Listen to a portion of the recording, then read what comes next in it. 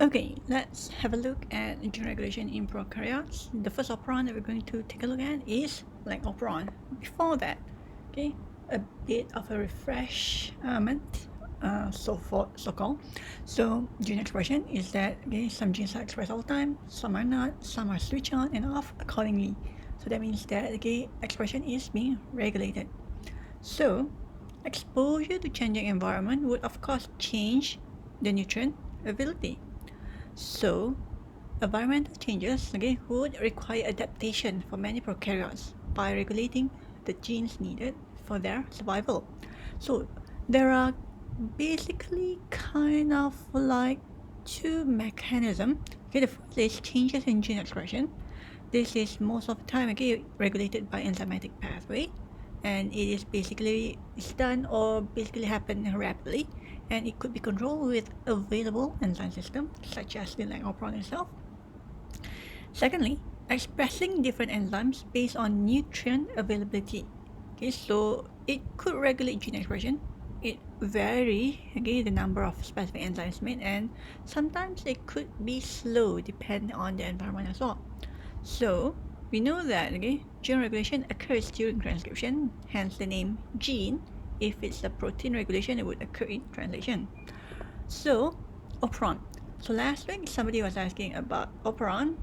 So hopefully you guys should remember back or refresh back your mind on what is operon. So it is a gene organization or grouping based on functions. As I said, in E. coli alone there are lots of operon, and in total there are thousands of operon available across many bacteria. So it is only found in prokaryotes, and many genes are usually under only one control, whereby it has single on and off switch. However, it could work in clusters of co-regulated genes. So that means that it could turn on and off together at the same time, just with one control. So co-regulation of these genes is usually under common control mechanism.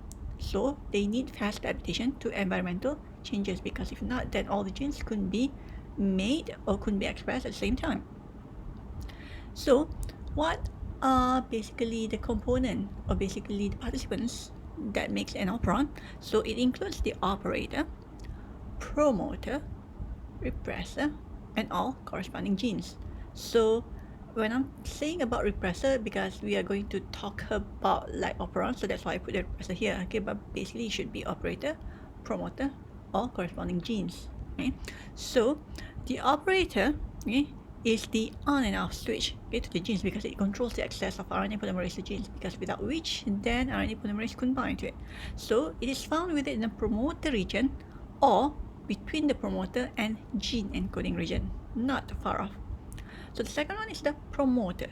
So it is a region of DNA, hence by it has a DNA sequence, that's a CGT, that initiates transcription of a particular gene or genes. So it is located near the transcription start site of genes, which means that it is upstream before that, and it aids in RNA polymerase binding. So in a case of whereby a repressor is needed, and a lot of operon actually do have repressor, so DNA or RNA binding protein, it acts as a DNA or RNA binding protein to inhibit expression of genes. What occurs or what happens is that these repressors will bind to the operator and block attachment of RNA polymerase to the promoter. Hence, it prevents gene transcription. So how do we make the gene to be expressed? There is a way or mechanism, which we will see in a while. So now the star of the day is the Lac Operon. So Lac Operon is said to be a negative transcriptional regulation system governed by repression. So remember the regulation of the system. It is only either negative or positive. I think I will have a slide to show on the differences. You need to know about that first before worrying about whether it's inducible or repressible.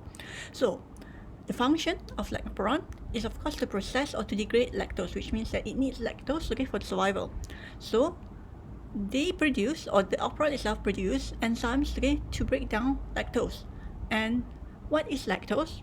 Simply said, it's a sugar, but it is an uncommon sugar. Common sugar would be kind of like glucose, sucrose, fructose. But hence that's why lactose needs to be hydrolyzed, and you need different enzymes, okay, for the hydrolysis. So it is also a disaccharide that can be used as food in the absence of glucose. So a lot of bacteria, for example, E. coli prefers glucose, okay, which is a monosaccharide, simple sugar, as compared to lactose, okay, because it's simple sugar is easier to be used, easier to be degraded. So the founder of Lac Operon structure and control mechanism, okay, are Nobel laureates, again named Francois Jacob and Jacques Monod. I actually could remember how to pronounce the Jacob and the Monod, okay, in French way. Okay? So it was basically recognized in 1962, okay, regulation and lactose metabolism in E. coli. Now, the Lac Operon contains two components, functional genes and repressor genes. So the functional genes are comprised of three genes, okay, which produces three different enzymes.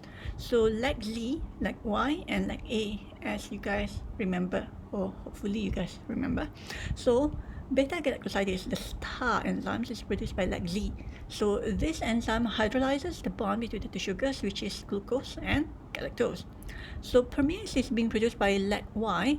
So permease is basically available, okay, around the cell membrane. So its function is basically to bring lactose into the cell from the outside environment, because otherwise, okay, the membrane would be basically something that the lactose couldn't penetrate into. Hence, if you remember back, okay, in the previous video on the transmembrane crossing, okay, it's kind of like those mechanism. And the last one, okay, is basically like A, that produces beta-galactoside acetyltransferase. Unfortunately, the function of this enzyme is still unknown up until now.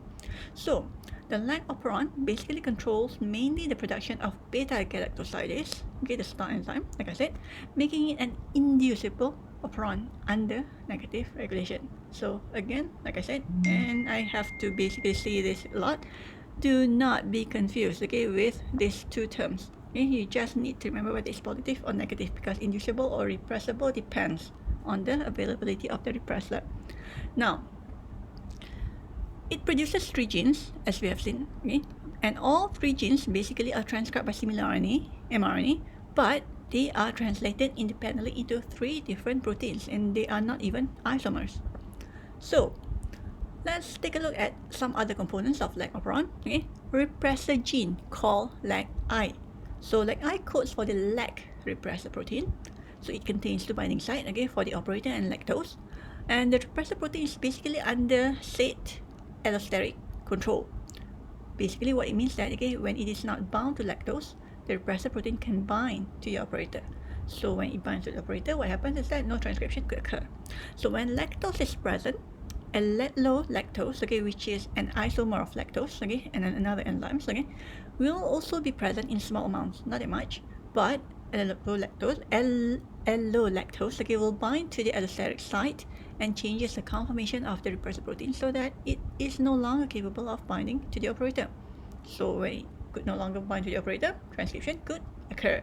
So the repressor gene, or the LAC-I, is said to have a constitutive expression. It is always on, but usually at low level. Regardless of whether there is glucose or there is absence of lactose or presence of lactose, okay, it is always on, usually at low level. So apart from that, okay, we also have promoter, which we know aids in RNA polymerase binding, and operator, which is the on and off switch. So this is more or less, okay, the picture of Lac Operon. So one of the many pictures you could find available, okay, over the internet. So it has the promoter, it has the operator, it has the three structural genes, and of course it has a terminator.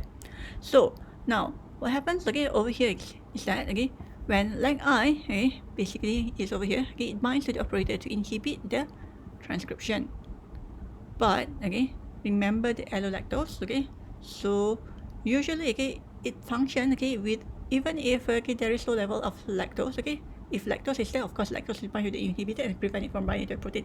But if lactose is low, okay, allolactose is still going to be there, it still binds, okay, to the inhibitor, hence basically making sure that the inhibitor or the repressor couldn't basically bind, okay, to the operator, and your RNA polymerase, okay, could bind to the promoter, and it could start off the transcription.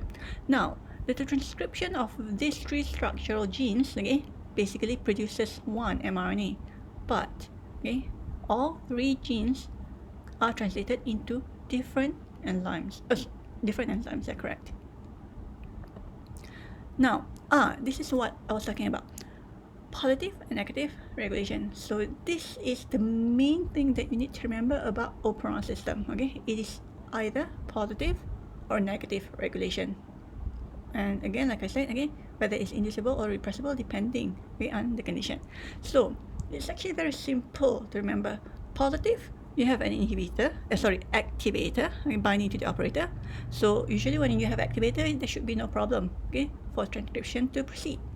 But if you have negative regulation, you know that transcription will not occur because there is a repressor binding to the operator.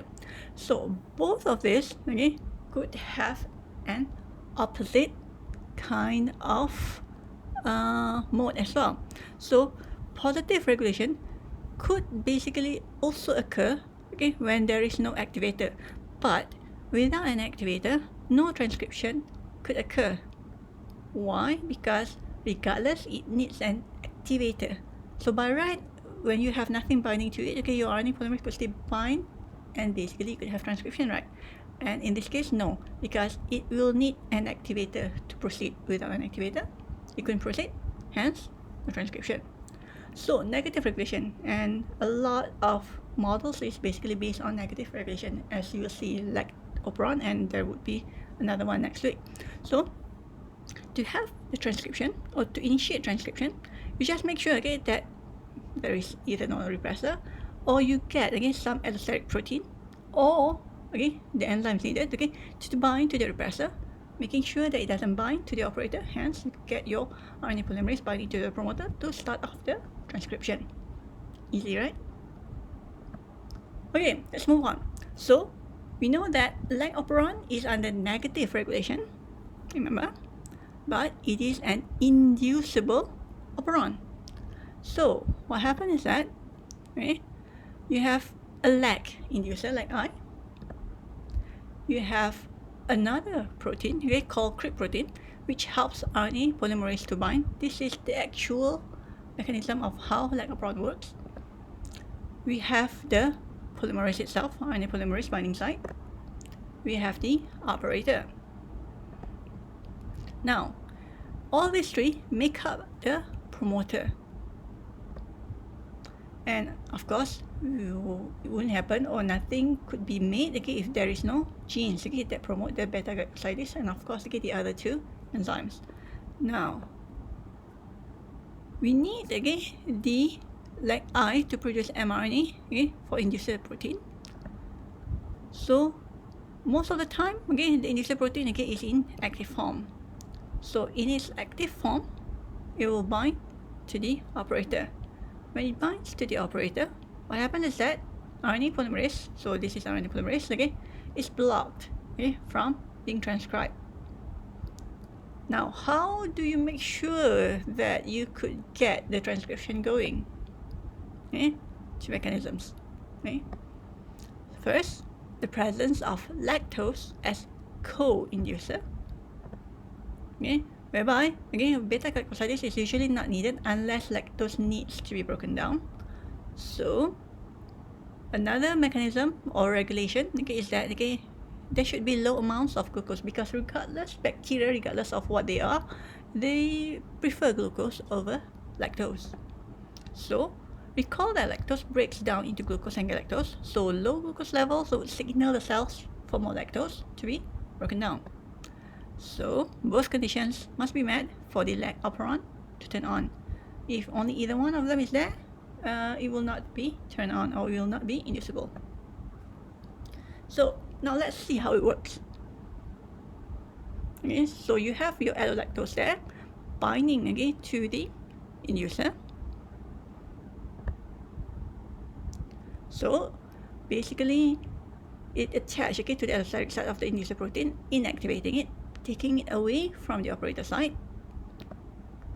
Next thing is that, okay, you would require CRIP transcription factor to bind, okay, to the CAM protein. So CAM will attach, okay, to the CRIP transcription factor when glucose is scarce or low level.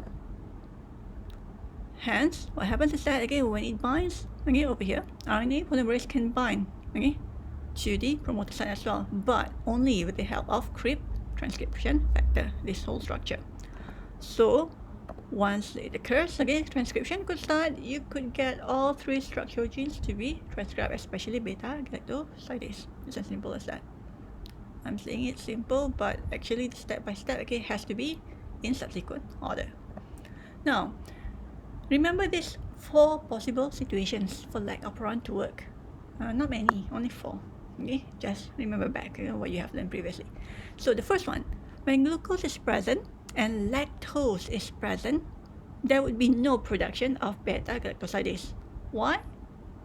Okay, we will have a discussion on this. Secondly, when glucose is present and lactose is absent, there is also no production of beta-galactosidase. Again, why? It's actually very easy. The second one to explain.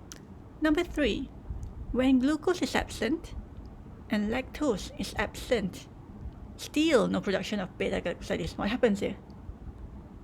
Okay, hold on to your explanation. And number 4, when glucose is absent and lactose is present, beta-galactosidase is produced. So this is also quite easy to explain. Now, take a look at this, ponder on this, okay, look at your notes, okay, think of the possibilities, why these situations occur, what happened, and we will discuss it later on.